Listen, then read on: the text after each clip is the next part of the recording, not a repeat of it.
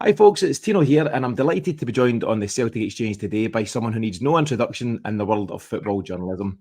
Henry Winter is the UK's current Football Journalist of the Year and spent close to a decade as chief sports writer at the Times, in a career spanning almost 40 years and counting.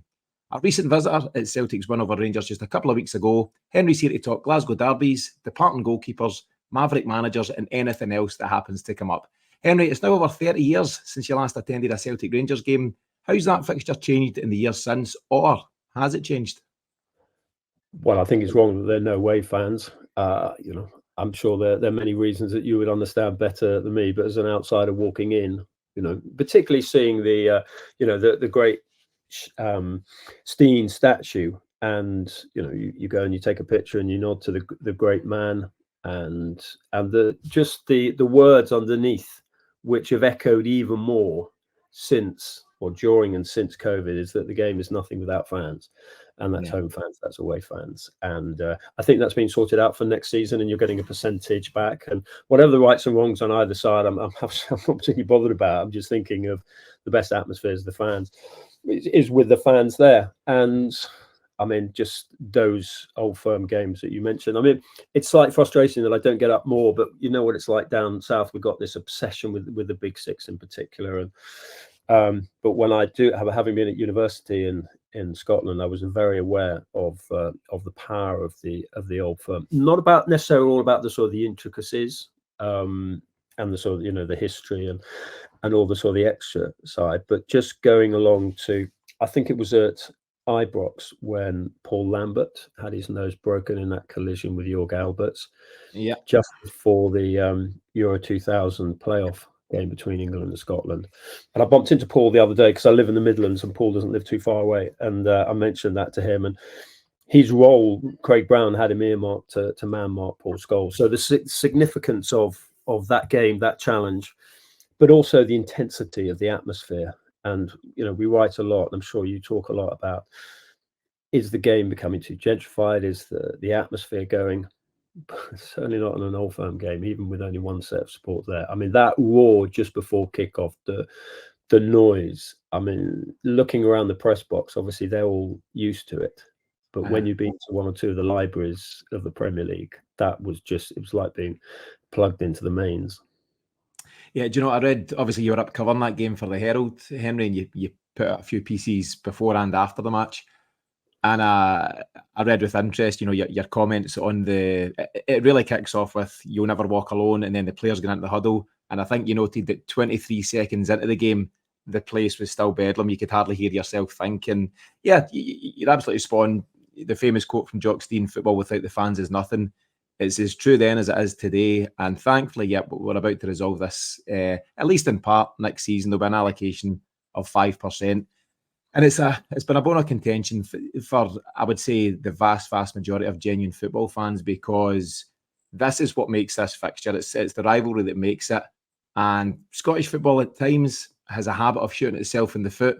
And I think it's a shame that it wasn't resolved before now. But hopefully we're heading into more positive times in terms of that next season. Just in terms of your return, I suppose, to Glasgow, Henry. So you mentioned there you spent, was it 4 years in Edinburgh, studying back in the day? And you first attended this fixture back in 1993. A nothing each draw, I think, was the result on the day. I think Duncan Ferguson, did Charlie Nicholas play in that game? I mean, just sort of very different strikers, but definitely worth watching. And even a 0-0, you're going, my God, what an atmosphere. I mean, it was, the whole "you'll never walk alone" thing obviously has a resonance to many people, and it particularly, having done a couple of books with Sir Kenny Dalglish.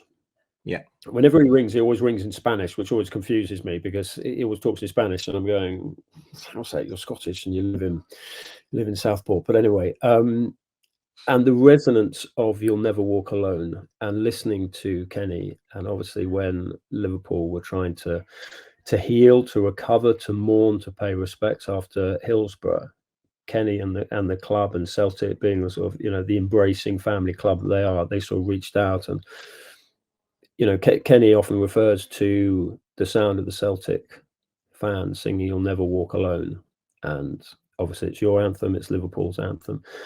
but just everyone coming together in that particular moment, that was just so powerful. And I think for an English outsider, having heard that, it's just, it's incredibly powerful. So when I heard it the other day, immediately my mind was taken back to Liverpool's first game, a non-competitive game, but very important, emotional, cathartic game after Hillsborough.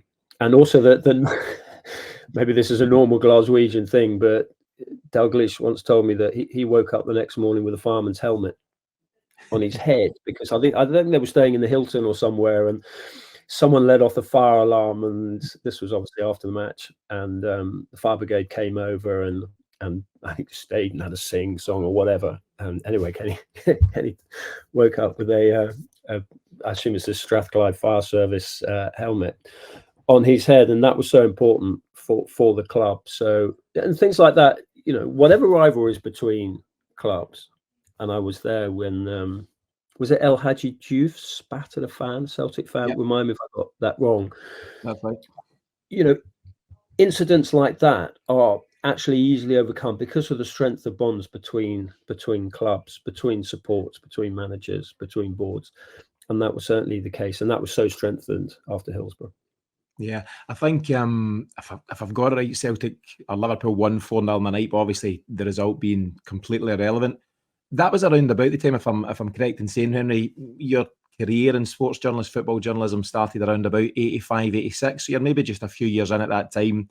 Hillsborough, of course, is an event that rocked everyone throughout the footballing world and continues to do so to an extent even now. What was your own experiences as a young journalist covering such an event? I mean, I wasn't at Hillsborough. I was working at the Independent at the time, and I was elsewhere. But spending time with Dalglish, spending time with Steven Gerrard, I hadn't realised actually until Stephen mentioned it that the youngest of the 97 to die at Hillsborough was his cousin John Paul Gilhooly. So it affects everyone, and as you say, it affects people now. There are people on Merseyside who've got rooms upstairs with unchanged since their loved one crossed the Pennines to go to a football match. So I mean, it's just horrendous. And the search for justice and the issues with the media, the issues with the establishment, those really haven't been properly addressed, completely addressed. So I think the wound remains open. But just finally on that, Celtic really, I can't emphasize this enough how important Celtic were in helping Liverpool get back up on their feet. Yeah, and as you say, Henry, that's a game, an event that really kind of forged the bonds between the two clubs. You've mentioned Kenny Dalglish and what sounds like a lively night for him back in Glasgow. What was your own experience in Glasgow like? You've obviously spent time with fans of both sides of the divide there just recently. You were in the Brazen Head, a lively enough pub to go to at any given time, I would say. I think you were over at the Rangers Museum. What was the chat like amongst fans? Was it a tense weekend? Were they welcoming of someone coming up from down south? What was your experience?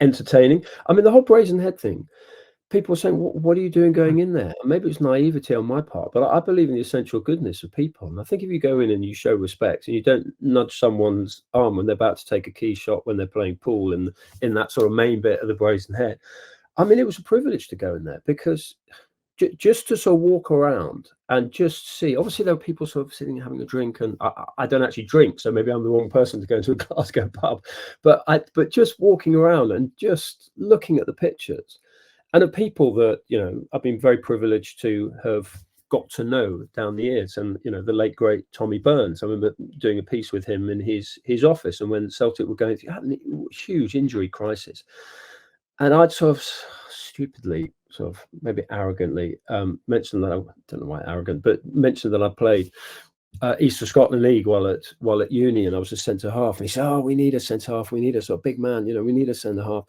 But we've got no money here at Celtic at the time. All I can offer you is these biscuits on this plate." I'd eaten half of them, so I thought, half a packet of bourbons, I'm worth a little bit more than that.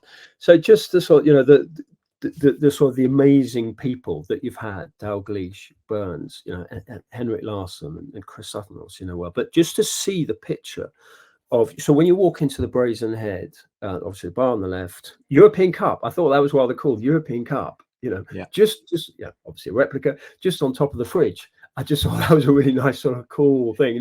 It's a sign of a sort of club that wears its greatness lightly. And I thought that was really cool.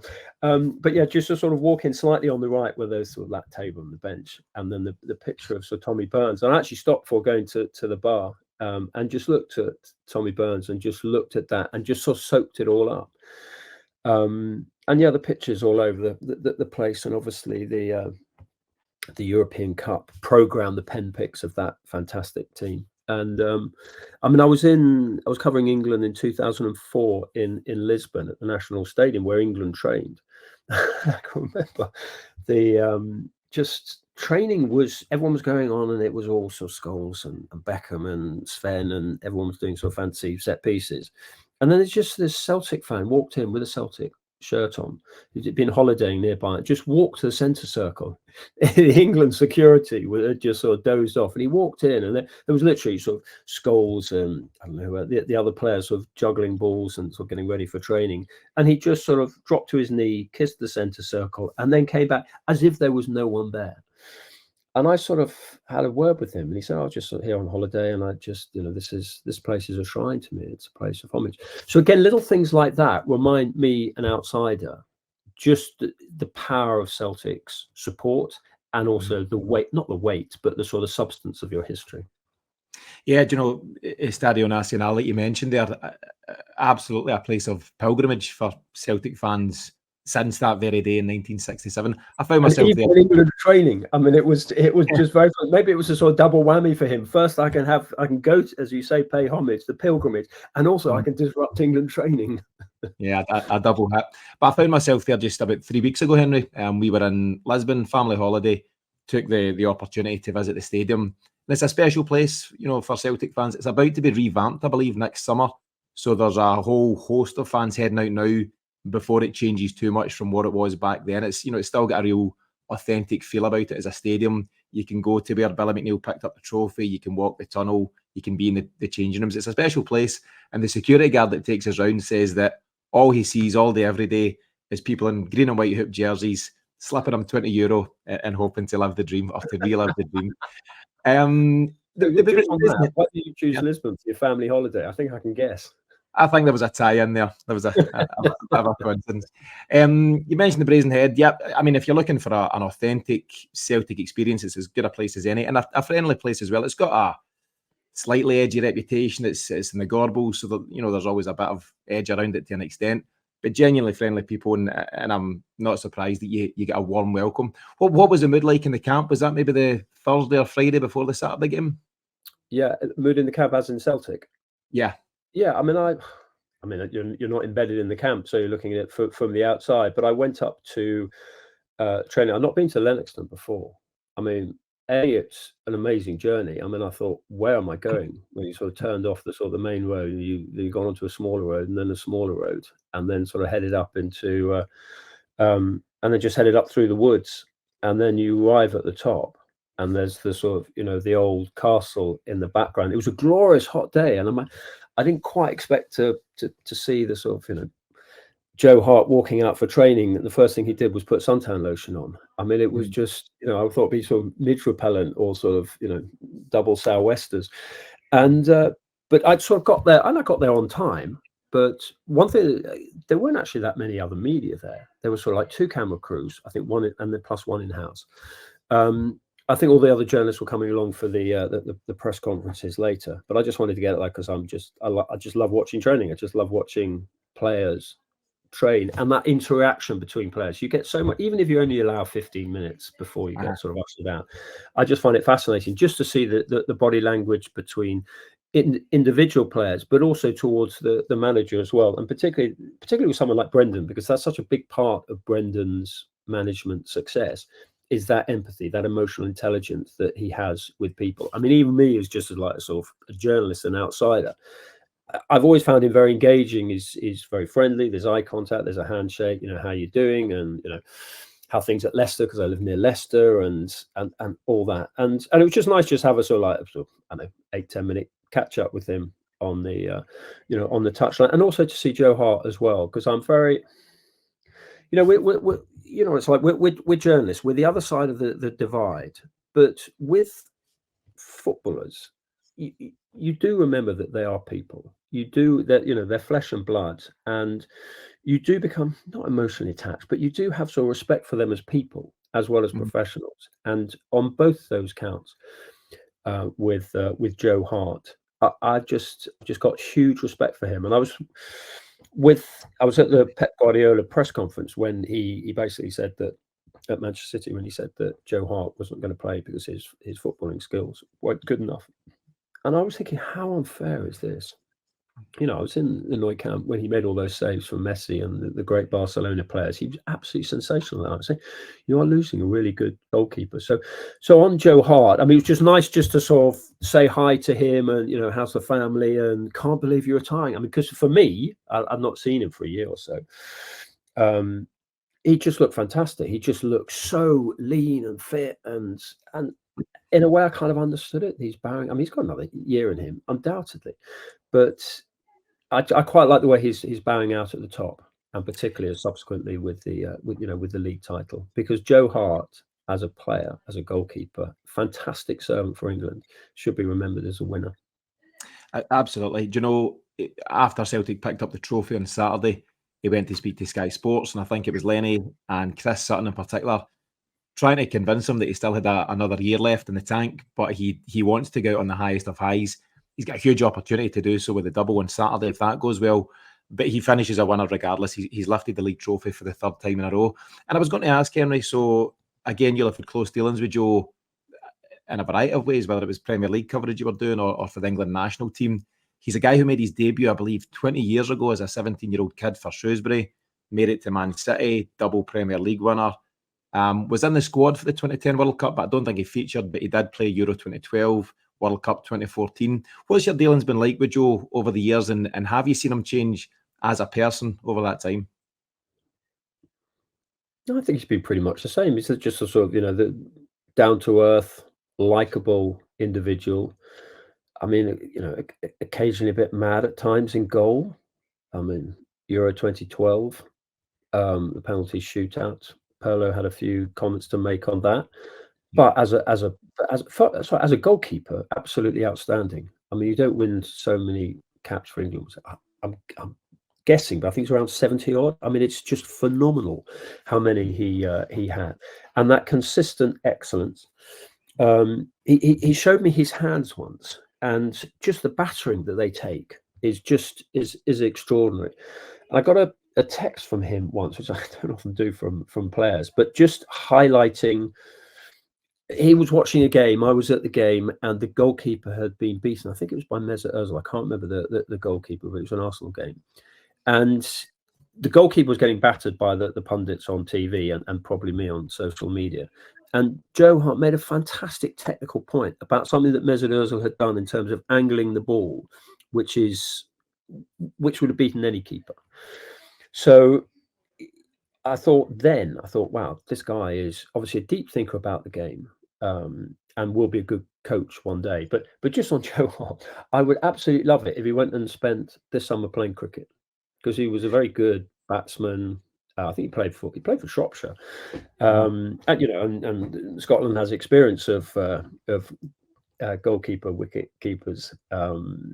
So yeah, I just hope he goes and does something like that. I can see him going into coaching because he thinks about the game. In terms of his personal development, I mean, you know, just as long as he's happy and he's got a lovely family, and that's great. He's you know, yeah. So I just sort of wish him well for the future. You always wish players well when they're sort of coming to the end, but particularly Joe Hart, because of what he's given to the game.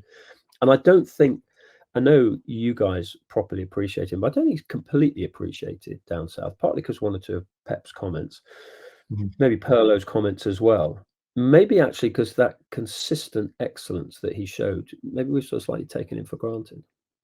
Yeah, I mean, I was going to ask you, obviously, he's hit the highs and lows, you know, particularly down south, following the Premier League stuff with Man City. Pep comes in, as you say, and declares very early that Joe's not going to be his guy. He then goes through a professional dip, quite a number of years of a dip. Torino, Burnley, West Ham, Spurs. none of these moves work out for him. You know, when doing my research, Henry, into Joe Hart, we've covered a lot of Joe Hart stuff recently. It was 2016 when he joined Torino. That's 8 years ago, and he found himself probably in as low a place as he'd ever been in terms of his professional career. Did you speak to him at any point during those times? Did you get a vibe for where he was at? I spoke to him when he was at Torino, and I think he was back over. And yeah, as you say, it was he had a dip, and people were saying, "Well, is this the end of Joe Hart?" And I hope when I did the piece that one of the points I was trying to make is that this is a very resilient character. His upbringing was always about you crack on, you know, you just work hard, keep going, respect people. Yeah, but I felt for him in that period because he'd had all this. I mean, it must be difficult when you're centre stage and then that's, you know, the lights dim and the applause is ebbed and the reviews aren't so flattering, and then to show that resilience. So in a way, what he's done with you, obviously what he did with City was just magnificent, but what he's done with you, in a way, it's almost a greater achievement, because it's when he'd been written off, certainly in certain quarters, England had ended, he was perceived not good enough for the top level, and now look what he's done for you. How long's he been up with you? 3 seasons, just about 3 full seasons. 3 seasons. Yeah, that's fantastic. I mean, you know, that's more than an Indian summer. You know, 3 seasons is just fantastic. And also he is now leaving with everyone sort of screaming for more. Yeah, do you know, when he came up, it definitely raised a few eyebrows. I think most folk thought the general perception was that Joe Hart was done. You know, he did such a rocky 4 years or so on the road and hadn't settled anywhere. And I think we were struggling for a goalkeeper. We had a goalkeeper called Vasilis Barkas who came in during the COVID spell and had a nightmare. It just did not work out, and we were desperate for a safe pair of hands. And Ange Postecoglou, who I'm sure you've covered extensively recently, Henry, he takes a chance on the experience of Joe Hart. He's 34 years of age when he signs, and he's now become a real hero, a real leader of this Celtic side. I described recently as Celtic have been great for Joe Hart, but likewise, Joe's been great for Celtic. He may well go into coaching. I'm not sure his longer term plans, but he's committed to doing the punditry for the BBC for the Euros. How do you think he'll be, given your own experiences with him as a person? How do you think he'll be in that part of the world? As a pundit, I think it'll be good because of that technical knowledge. I think because of his obviously his role on the pitch, his position on the pitch, he has to read the game. So transferring that into punditry, it should be quite simple. He's a fantastic interviewee. I'm sure you've talked to him. I've interviewed him about sort of 3-4 times, one-on-one down the years. I mean, he went through a period when he was a little bit wary of the press. I remember towards the latter stages with England, he actually had his phone with him and he pressed the record button because he wanted to record the interview with the England journalist. And I said to him at the end, I said, well, sorry, if you had a headline that was unfair or were you misquoted? And I just think he'd just become a little bit wary. Maybe it was all the criticism. So I went down to see him because he was at West Ham at the time. I went down to see him at a place in the Docklands in London, and we just had a chat about that. And then it evolved. It was just a chat. It wasn't an interview. And then we arranged to do an interview later. And I just said, listen, I want to know. I just want you to educate me about the sort of the goalkeeping arts. And he was just so eloquent, and it was such an easy interview to write because I just pressed play on the recorder, and then just sort of transcribed it and sent it off to the office and then went out. I mean, it's just so. I think your point about a pundit, I think it'll be good.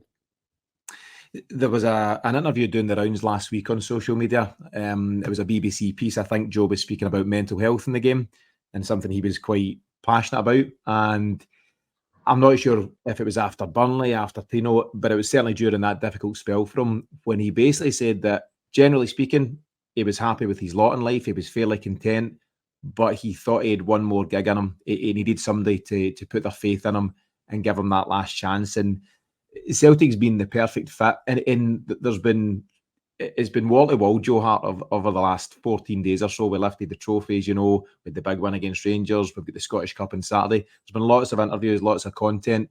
But he described Celtic in an interview last Friday night, or it went out last Friday night before Trophy Day. He said Celtic is a feeling, and he got really emotional and really passionate about the club and what it's done for him.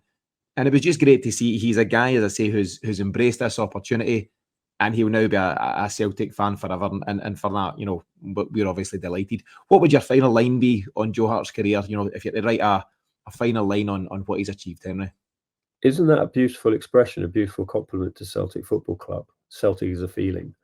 It's not simply a job. It's not simply a place he goes to work. It's in him, and you could see it was in him. Just watching him train, having a sort of chat with him, just seeing the sparkle in his eyes, he was absolutely loving it. I mean, it was a glorious day, and he was, a healthy young man getting well paid to play football. He should be smiling. But just as you say, in these 3 years, it's just been the remaking of Joe Hart has been just one of the great stories. Slightly ignored down south, I have to say.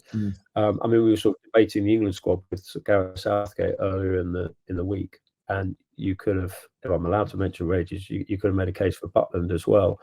Certainly ahead of James Trafford. If Joe Hart had come in as that fourth goalkeeper, obviously pick number 1, Ramsdale number 2, and Dean Henderson number 3. But taking 4 goalkeepers, if Joe Hart had been in there, I don't think people would have been that surprised, because I mean, I'm sure wouldn't have been surprised because of his form. If you're going to pick on form, you would probably, of English goalkeepers at the moment, you would probably go Pickford. Dean Henderson's been in good form for Palace. Johnson's injured. Ramsdale's on the bench. Trafford's on the bench. You'd probably go Hart and Butland. So, yeah, that would have been quite a swan song. I don't know if you've gone to Germany, but that's a credit, and a credit to Celtic Football Club and to you, the fans, because fans are really important. He was emotionally engaged with the fans at Manchester City, and when he went to Torino, I think some City fans actually went out there and talked to the Torino ultras and said, just look after this guy because we love him. And the fact that your support for him has been so huge as well. I mean, that wasn't anything he said to me, but I could just sort of sense it. And you just saw the old commanding Joe Hart in the game. And I think there was a period of that Old Firm game a couple of weeks ago where where you were slightly under pressure at the start of the second half when Rangers came on strong, and Joe sort of just did a couple of those commanding moments, whether it was something he said because he's quite vocal, or whether it's because he came out and claimed a cross. It just shows the type of personality that he is. So, but you know what? His bond with you just won't go. It's life, and that's a Celtic thing. I know it's a football thing, but it just seems to be. And again, being in the Brazen Head, looking on the wall, those pictures up there. I mean, dear Tommy Burns has passed away, but he'll always be in your hearts. Yeah, and I don't think it'll be too long before there's some sort of Joe Hart poster or similar, somewhere across the Brazen Head. He's been so warmly received, and as I say, it's been a two-way street. We've been great for each other. But one of the things that impressed me most, Henry, is he's a guy. You're absolutely right. He's got 75 England caps to speak of, and when he came to Celtic as a 34-year-old man who'd been there, done that. Callum McGregor was and is our club captain, and the suggestion or the chat is that Joe Hart approached Callum McGregor, don't know if they went for a bite to eat, and said, listen, you're the leader. I'll fully support what you're doing, but I'm here behind you. I'm not here to, vie for top spot. And I thought that showed real class from Joe Hart. Well, also, I mean, it's the right thing to do, because Callum McGregor spoke at Langston after the training. Brendan Rodgers obviously spoke, and Callum McGregor spoke as well. I've not spoken to him before. I was really impressed with him. Hey, what a really likable guy. And then just to see him on the pitch, wow! I mean, he's a real competitor. So I don't think Joe Hart would necessarily have thought that he would come in and be captain. I think increasingly you're seeing leadership groups. I'm sure Joe Hart contributed to that, even whether I don't know whether he was in the leadership group, but just his personality, his experience, his eloquence, his leadership would have just having him in the dressing room, for those players to look around and just see someone of Joe Hart's substance as a person and experience and success as a player, that's enhancing. But no, I was really impressed. I'm sure you've met Callum McGregor. As I said, it's the one time I've met him. But my God, what an impressive person he is. Very much so. There was a really classy moment actually when we lifted the title officially, or we won it officially against Kilmarnock.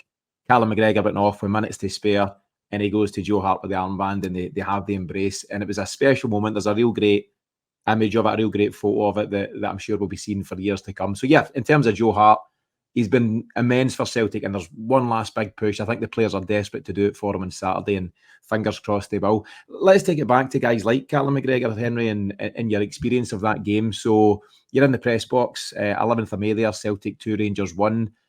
There's been a suggestion, and I'm okay to an extent with the suggestion, that this isn't a vintage Celtic side. We're certainly not the swashbuckling side of Ange, or even the real hardy side of Martin O'Neill days, but there's still some decent quality in the team. Callum McGregor, absolutely. Matt O'Reilly, who scores the opening goal. What was your take on the quality on show on the day?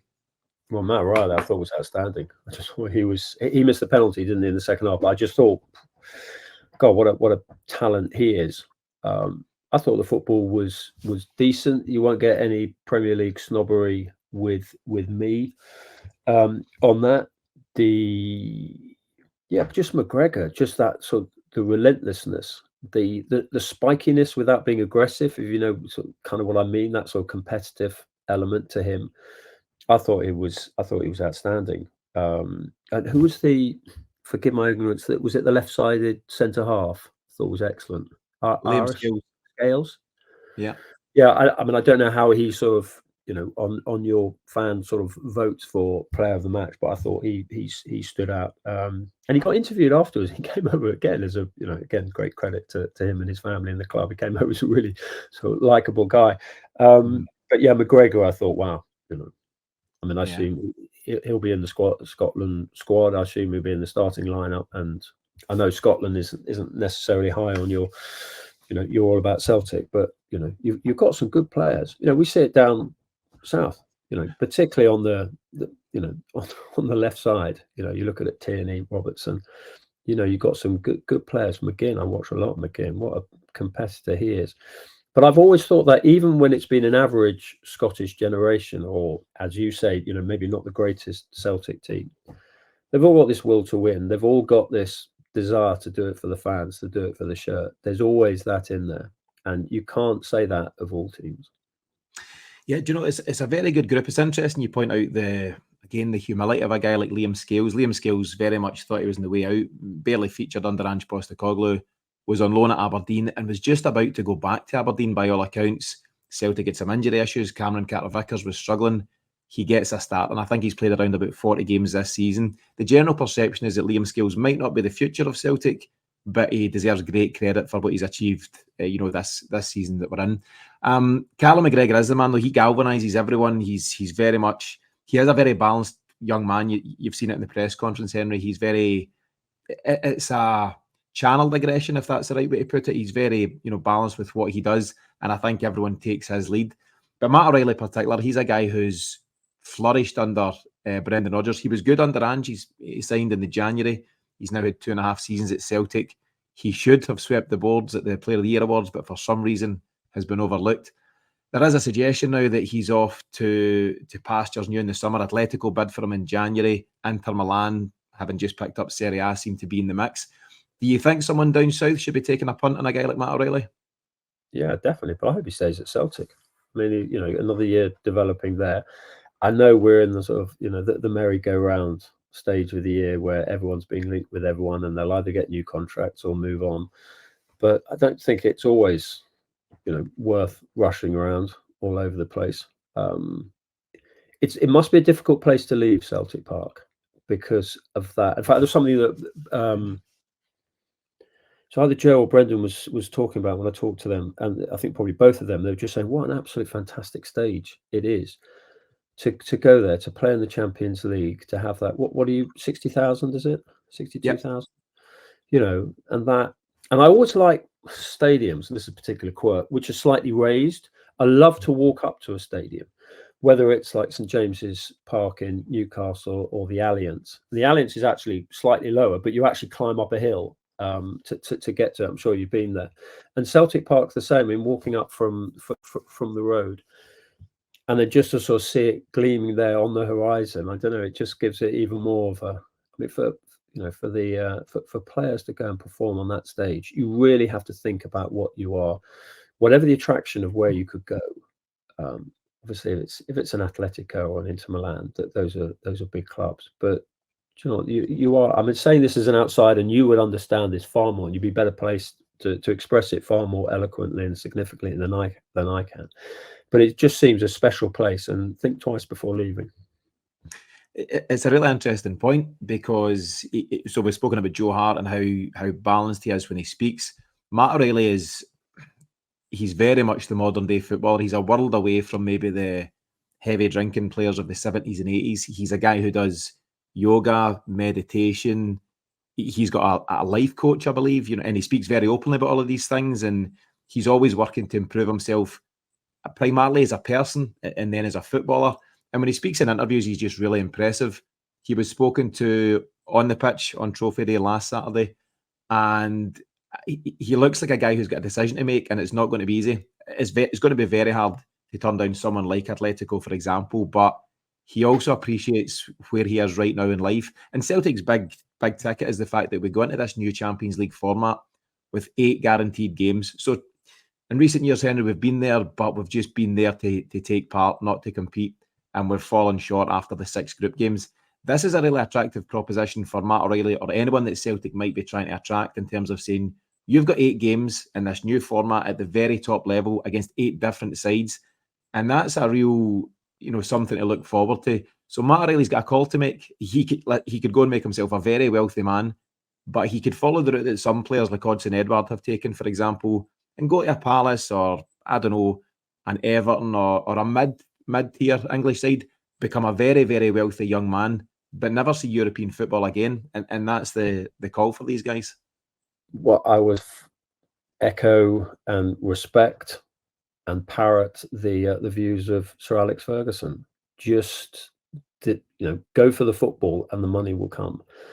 Just keep playing. Just go for what suits you as a footballer, and the money will. I can't believe he'll get shortchanged by Celtic. I mean, I have no knowledge or interest in his financial situation, but he will get paid by Celtic. So he's got to look at it. If he looks at it from a footballing perspective, just look at the challenge, look at the coach he might be working with, think about how long that coach is going to stay. Obviously, Celtic, you imagine Simeone is going to be there until the world ends. But just think about things like that.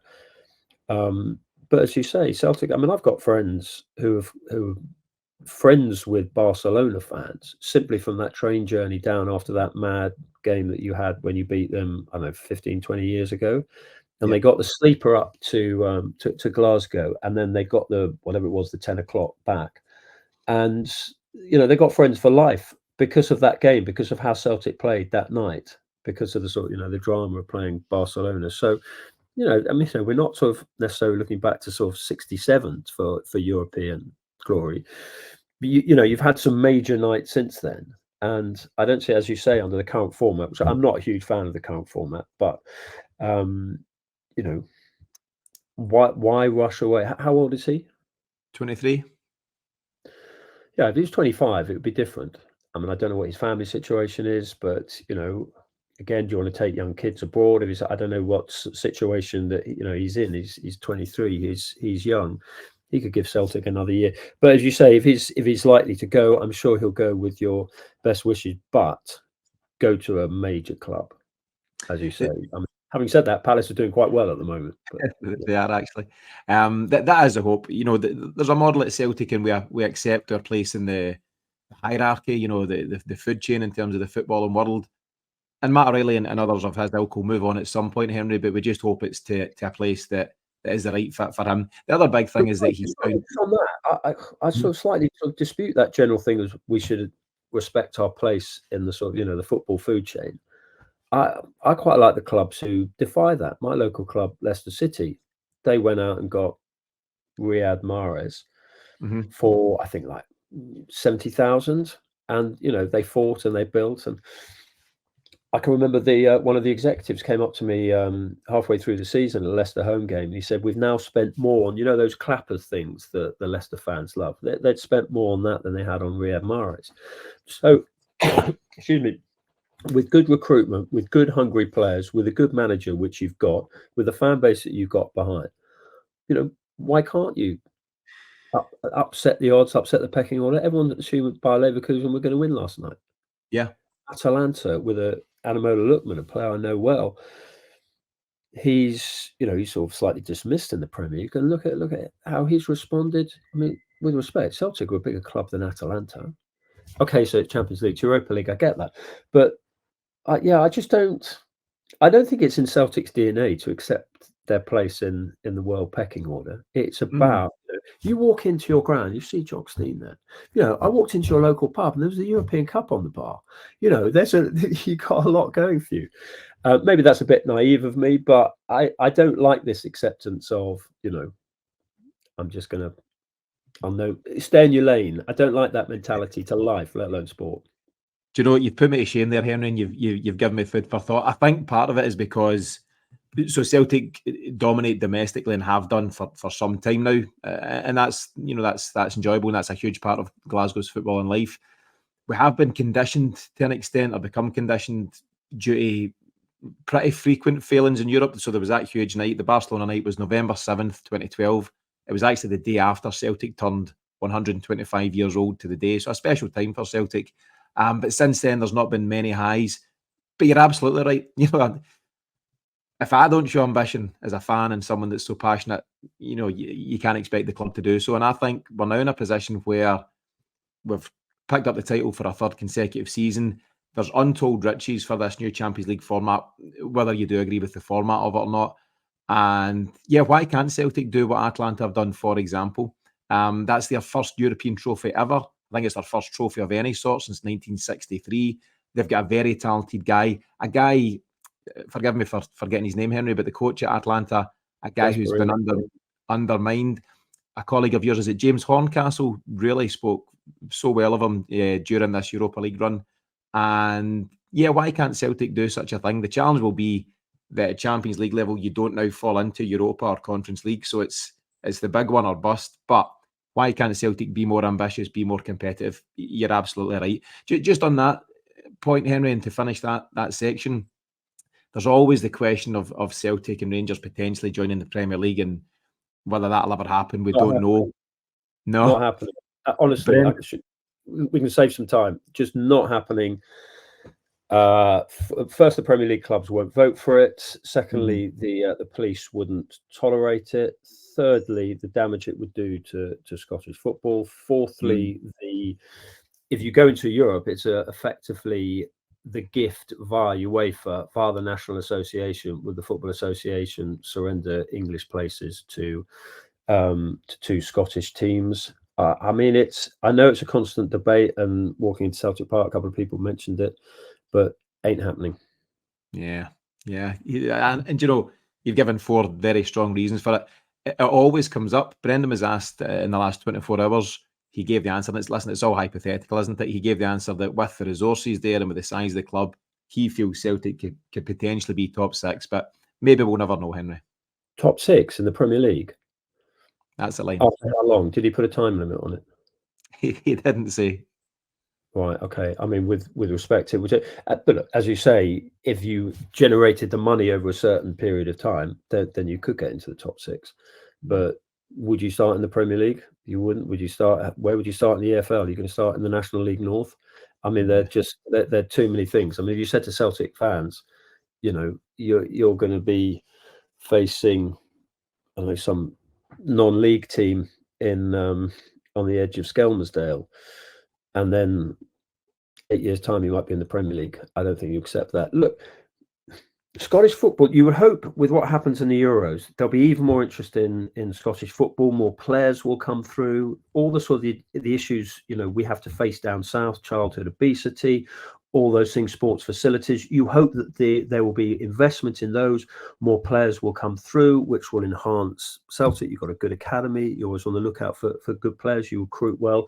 Just build and do well in Europe. And you just hope that other teams, Hibs, Hearts, 2 Dundee clubs, Aberdeen, Rangers, and then it can sort of lift the level.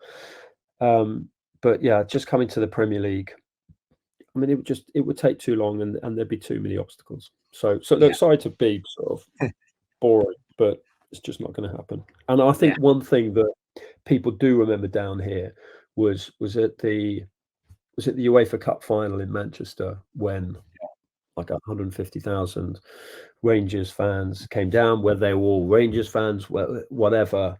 I don't think that night and the problems that night will be forgotten easily. No, I don't think it done anyone any favours. I won't comment too much. Don't want to get myself in trouble on that one, Henry. But not a good picture from for Scottish football. Anyway, we've spoken about Brendan Rodgers a couple of times now. Naturally, he's come up here, and again, as I mentioned, when he was reappointed in June of last year, very much an appointment that raised a lot of eyebrows. But I think by and large, most Celtic fans, whether you agreed with how he left first time around or not, accepted that he was a high quality coach. I describe him as elite level. I think lots of folk do. What's your own take on Brendan Rodgers' abilities as a coach, first of all, and your own experiences over the years with him? Definitely an elite coach, deep thinker about the game. I remember there was one press conference at Liverpool where he sort of spoke in the press conference. This was at Melwood. It was before the new place. And then he sort of went into a side room and spoke to like sort of 6 or 7 of us. And he was talking, I think the issue was, I don't know, it was to do with an individual issue, a sort of Suarez issue or whatever. And then I just sort of threw in something. I think England were looking for a new technical director, or it was something to do with the sort of development of players. And I said, how does this is very parochial, but how does the England national team start a process where we're developing more technical younger players? He spoke for about 4.5, 5 minutes on the issues affecting young kids, inhibiting young kids, the sort of the mentality that you've had flair players in the past, like Glenn Hoddle. So this is very parochial and very English, but it's an indication of the sort of the substance and the depth of Brendan Rodgers' thinking. And everything that he said, everything he said about the sort of, the technical issues and how you have to sort of promote more flair and don't inhibit young players who come in from South London cages, like an Ademola Lookman, Hudson, Adoy, a Loftus-Cheek, Jadon Sancho, who all came from a sort of certain area of London. Don't inhibit those players when they go into an academy. Don't put straight jackets on them. Let them express themselves. But Brendan's a very sort of, emotional, tactile, expressive person, and he was talking as he felt these young kids should be developed. And I was just thinking, God, we could really do with Brendan Rodgers as sort of technical director and directing the sort of the academies and directing the age groups and directing St George's Park. And I actually passed the quotes on to the Football Association to say, what do you think of this? And I've actually used it in a couple of books since. And he just spoke so much sense. I mentioned it to him on the touchline the other day, just before Celtic training. I said that was just such an important moment. And of course, we're like, we focus the next day on whatever the issue of the day was, a player's availability or whatever. But what he said, so anyway, so he's a deep thinker about the game. That he's one of these characters you instinctively warm to. I remember he was doing some work with the LMA, the League Managers Association, in Brazil during the World Cup in 2014, and I just sort of bumped into him on the.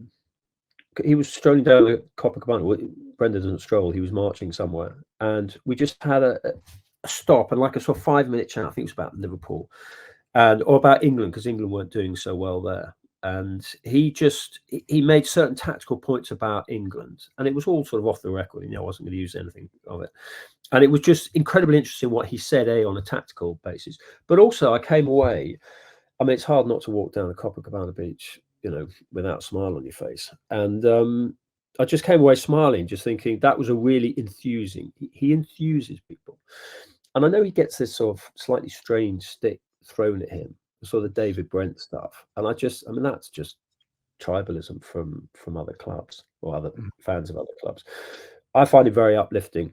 I find him sort of I like him. I find him quite sort of genuine, because I get that emotional empathy, that emotional energy that he's got, which some people think is slightly put on. It's not put on. It's the nature of the man. And I don't think that's his image was slightly shaped, maybe down south, by the video, the Liverpool documentary. And particularly at one point when they filmed him in his hallway at his home, and there was a picture of him on the wall. And people thought, oh my God, look at the ego of the man. But actually, that was the Liverpool Disabled Supporters Club had one of their members had painted this rather beautiful, evocative picture of Brendan Rodgers, and he was proud about that. I mean, he said, "What's he going to go and stick it up in the attic out of the way?" You know, he was happy to have it pride of place because of his connection with the fans. And he wanted, I think, you know, almost to give them a sort of visual shout out about, look, I love this picture and I've got it up at pride of place. I don't think that was an ego thing. I mean, most managers have an ego, but I don't think his is overbearing. So anyway, I just find it very likable, and I'm a journalist who talked to him, you know, intermittently, so I can imagine his impact on players.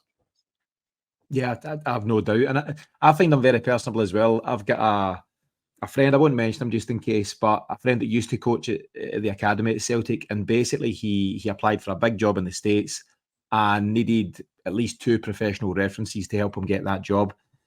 He'd worked with Brendan, you know, for a time during his first spell here, and reached out to him for a bit of support and said, "Listen, is there anything you can do? Can you help in any way?" He said he couldn't have done any more for him. He recorded a special video message. He wrote a glowing reference, and lo and behold, my friend gets the job, and he can't thank Brendan enough. And these are small things, you know, that people don't hear, these behind the scenes stories that I didn't know the detail there of the painting in his hallway, for example. And he gets a hard time unnecessarily in some quarters, but I'm delighted to have him here. And I think most are. And you know, winning trophies is one thing that will very much bring you back on board as well. Do you know, one of the best things that's happened to you is the fact he wasn't nominated for Manager of the Year, because that will annoy him. And I think he mention it at a subsequent press conference after he'd won. And that was, you always want a manager who's got a sharp stone in their shoe, which is just a little sort of annoying them and is just driving them on. I'm sure you've had it in your career. There's certain moments that have annoyed you, you know, whether it's, I don't know, whatever. I mean, it's, you know, the top managers have always had a snub. The only one I think who hasn't is Carlo Ancelotti, who's just one of these world's likable men, even though he's obviously got a very determined, very successful side. But the top managers have always got, I want to prove them wrong. You know, that last dance mentality of, I want to prove you wrong. So actually, when I saw that he hadn't got the award, or been nominated, I was bemused, and I thought, right, well, that's more fuel to his fire. Yeah, do you know, Brendan very much created a siege mentality. Around about the turn of the year, Celtic were getting bad press. It was very up and down. And he doubled down on what he was doing and got very spiky in press conferences. And actually, that was kind of the turning point, because he came back to an extent as a slightly watered down version of himself. He was a bit calmer, not in a good way. He was almost too balanced. The spikiness came back out at the turn of the year, and actually it's played a huge part in the success we've recently had. But just one thing, as an outsider who's only occasionally, well, quite rarely does press conferences, I can understand why Celtic managers are wary in what they say. Not because they, you know, and I'm sure they trust the local journalists, but it's a goldfish bowl, but also it's anything can just, you know, it's a slight sort of tinderbox element with the just in Glasgow. And I remember going and seeing Martin O'Neill, and I would love going and seeing Martin O'Neill when he was manager at Leicester City. And you could go in there and you could talk about Chappaquiddick, you could talk about JFK, you could talk about Steve Claridge, you could talk about absolutely anything with him. And I remember I had a coffee with Martin after one of his Celtic press conferences. I said, "You've changed." And I just think that inherently, whoever is manager has to be slightly wary. No reflection on the press whatsoever. And one thing I'll say about that, I think I'm slightly disappointed that Brendan, for whatever reason, is I think limiting. He's only doing an all-in. I don't think there's a sort of like a separate briefing with the sort of the people who the sort of, you know, the main writers. I found that slightly, I don't know what caused that, whether it was, I don't know. But yeah, he's I can understand why managers are wary in press conferences. Yeah, I believe there was an off-the-record conversation with a group of I know the reason. I know the reason. I mean, Yeah. I've heard it all because I talked to a few people up there, and they were sort of asking my view of it. And I just think he's an open guy, and I think openness is good. But look, I would say that as a journalist, I want free flow of information, and And my experience of the Scottish football journalists, they're passionate about football, absolutely passionate about football. They take me to the ubiquitous chip, and I can't get a word in because they're talking tactics, and we're still in the 30s. By the time the coffee comes around, you are an amazing, you're an amazing country, but you're an amazing footballing country. And to have the privilege, as I did briefly, it was East of Scotland League, it's not the highest level, but just to sort of travel around with Scots and go to Gala Ferrydean, Hoyt Royal Albert, or places like that, and just listen to the whole debate on football. And it was actually that period of Scottish football where Aberdeen and Dundee United and Dundee, as well as the Old Firm, it was a sort of fantastic. You had so much good football, so much to talk about. But then you've always had that, even in the quiet years. There's always a raging debate going on about football in Scotland. And I love that. And your press, your media reflects that. And I would say some of the greatest football journalists this country's ever seen and who have come south have been Scots. Hugh McIlvanney, Paddy Barclay. You've got great journalists up there, Graham Spears, Alan Patullo, and I know there's that Goldfish Bowl, and everyone goes, "Oh, he sports him," and he said this about my club and whatever. But the passion of the Scottish football journalist, the knowledge, a magazine which I get like Nutmeg, which is just extraordinary. You'll know it well. The detail, shows like yours. It is just the phenomenal, the obsession with football. I mean, can you imagine Scotland without football? It's unthinkable, Henry. And I think we often, and I fall into, I potentially fell into earlier in the conversation that we downplay ourselves and we maybe don't make enough noise about, the passion that surrounds the game here. And there's so much to be positive about in Scottish football. And hopefully, as you say, with the participation in the Euros, we can see a trickle-down effect of that as well. You'll also be glad to hear, in terms of Brendan Rodgers, he does seem to have let the shackles off since winning the title, and hopefully we get more open communication from Brendan moving forward. Henry, just as we start to wrap up the piece, obviously life has changed for yourself in terms of your working practice. You're no longer with the Times, and you're working on a more of a freelance type basis. Do you want to tell us just a quick bit about what life is like for you these days? Well, I mean, there are more important things going on in the world than my job. I mean, I'm just sort of carrying on writing about football and broadcasting, but just on a range of platforms, whether it's radio, whether it's podcast, whether it's video. Social media obviously is huge. Substack, I do a lot on that. I get up at 5 every morning and write till 9, just to sort of try and because you want to. I'm like you guys, just want to just talk about football. I've got things I want to get off my chest. So yeah, absolutely. Life goes on. Yeah, I was looking at your Substack stuff. So if anyone wants to check out henrywinter.football, I believe on Substack, or they can join 1.2 million followers that follow you at Henry Winter. Are you surprised at that number? That's a lot of people to be following what you're saying. I think it's a reflection on the popularity of football. I mean, look, I'm a middle-aged white guy. I don't get much stick on social media, and if it is, it's about the view, about my views. But the abuse that black journalists get, the abuse that female journalists get on social media is an absolute disgrace, and the social media companies should hang their heads in shame. So I like social media, but I can see its difficult sides for other people. Yeah, absolutely. Henry, as we start to wrap up, I suppose it's just a big thank you from me for spending the time here talking about your experiences in Glasgow, your time with Joe Hart, your time with Brendan Rodgers, and everything else in between. Henry, best of luck for whatever the future holds, and thanks again for joining us here. My pleasure. Good luck at the weekend. Thanks, Henry. All the best. Cheers.